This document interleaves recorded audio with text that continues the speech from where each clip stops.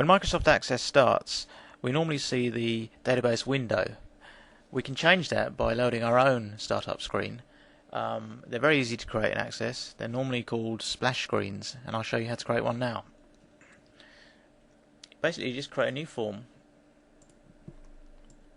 and we'll get the control box up here, and you just drag on a label, enter some text,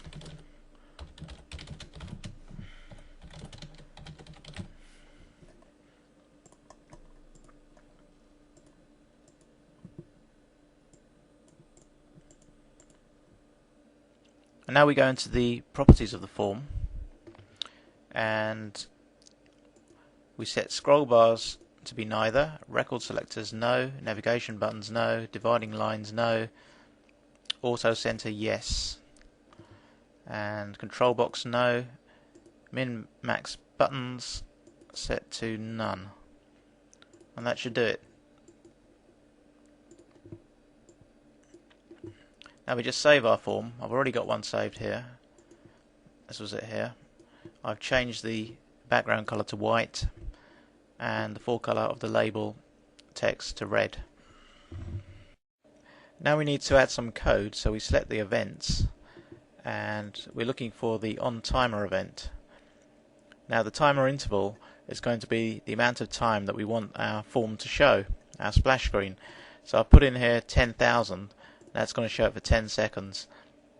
Now if we click the onTimer event, bring up the code, I've got a couple of code lines here. Do command, close, form, and the current form. So it's going to close our splash form after 10 seconds.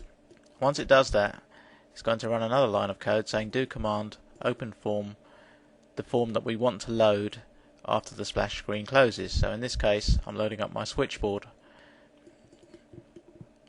So we close that. Now we need to make just one more change. We'll go up to the Tools menu here, and we need to select Startup. And we enter the name of our splash screen in the Display Form Page box here. So I've selected my splash screen, Form Startup, and where it says Display Database Window, uncheck that box. So leave that box unticked. That's it. Close it now. And what we need to do is close down our database, and now when we open our database, supposing this was a new user coming to the system, our splash screen loads, and after 10 seconds it will shut itself down and our main switchboard will load, and there it is. And that's how you create a quick splash screen in Microsoft Access.